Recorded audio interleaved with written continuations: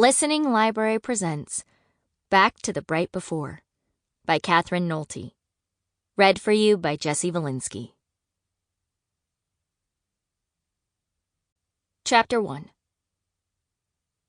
I didn't scream when Daddy fell from the ladder.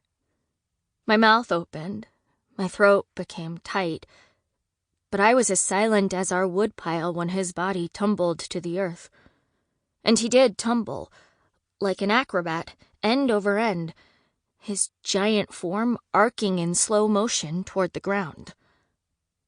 "Impossible," Mama said later, when she asked me to tell every single detail of what had happened. "People don't fall in slow motion from the sky." But he did. I saw him. I'm 11 years old, which, trust me, is old enough to know fact from fiction. "Unbelievable," said Mama when I told her how, right before he hit the ground, his body straightened into a horizontal line and floated like a feather.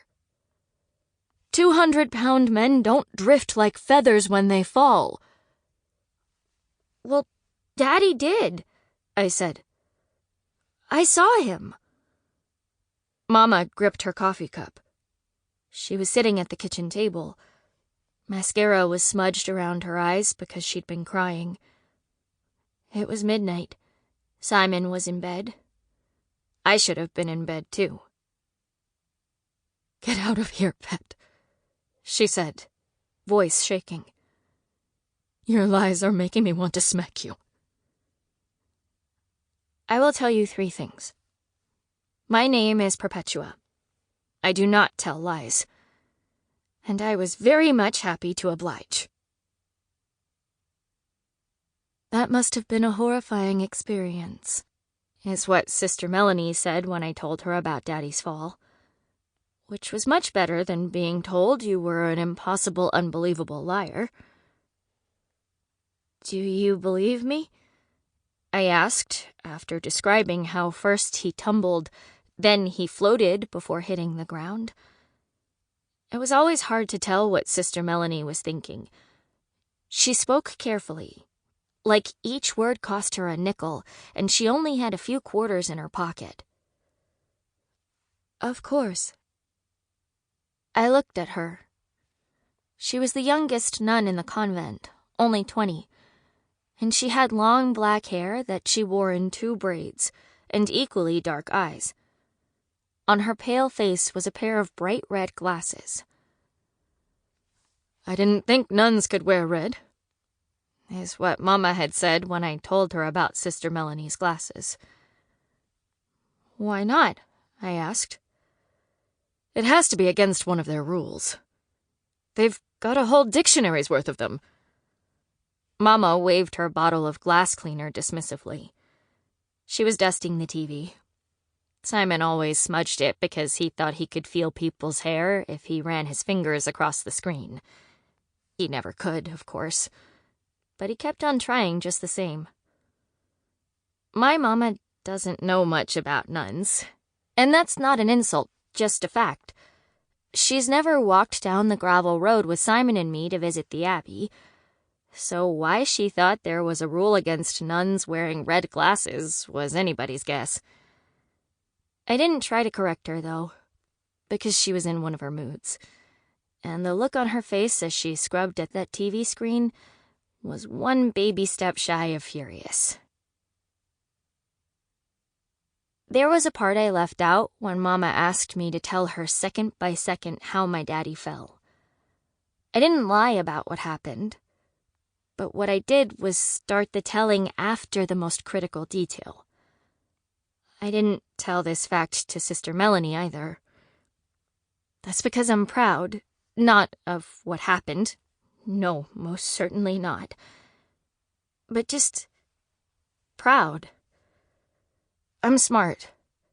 I can do 100 multiplication problems in 1 minute 28 seconds, the fastest in my class. I'm strong. I carried Simon home from the nuns once, when he fell and scraped his shin, and made a big show about not walking home, plopping down toad-like in the middle of the road. Well, I swung Toad Boy onto my back and carried him the 3/4 of a mile to our fence. I'm tall, which is good for reaching things, and I'm skinny, which makes slipping through cracks easy. I love my freckles and my long hair. Strawberry blonde, everyone calls it. So see, I'm proud. And when you're proud, and you make a giant mistake, you don't want anyone to know. When you're proud, failure is the bitterest fruit you can bite. That's why I didn't tell Mama or Sister Melanie what I did. But I'm going to tell you. Some of what happens in this story might seem unbelievable. The things Simon and I saw, what we did, what we found, you might wonder if it's really true. That's why it's important you believe me. You have to know in the hot, beating center of your heart that Perpetua Martin doesn't lie. So here goes.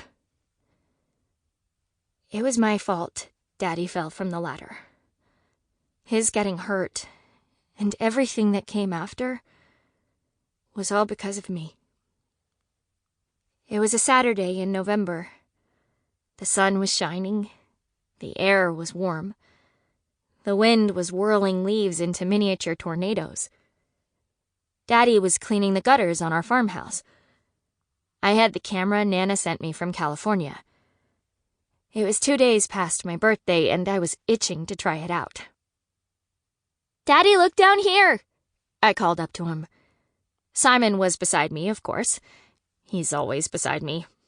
Like a piece of gum that, no matter how much you scrape, you can't get off the sole of your shoe.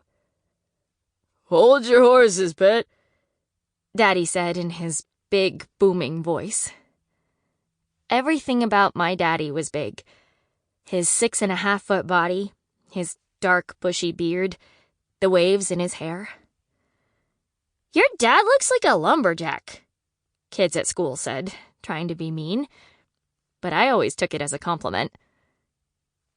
"Please," I cried. "Just for a second.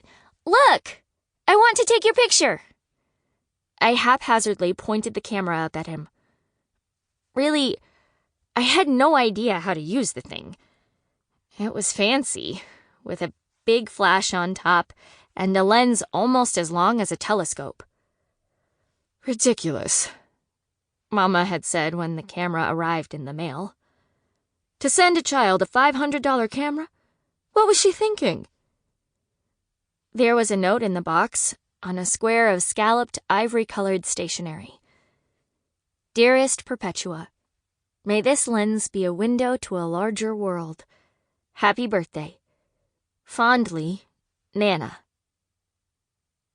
I had never seen or even spoken to my Nana.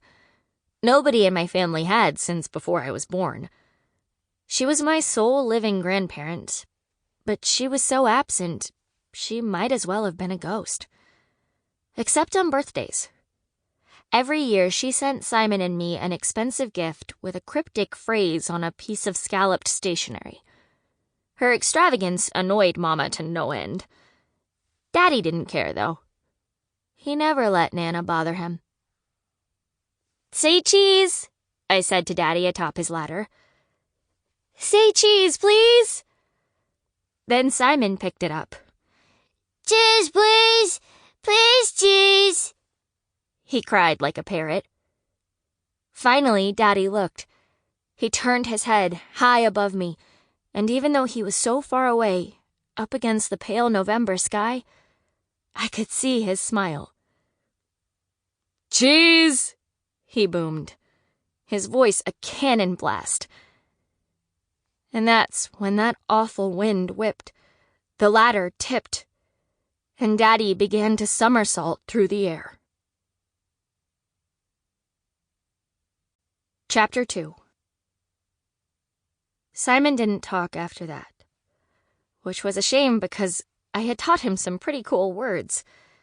Even though he was only 4, he could say indubitably, exuberance, and ex nihilo. And because I want to prove to you that I don't lie, I'll tell you this. That last part is Latin, and I only know it. Sample complete. Ready to continue?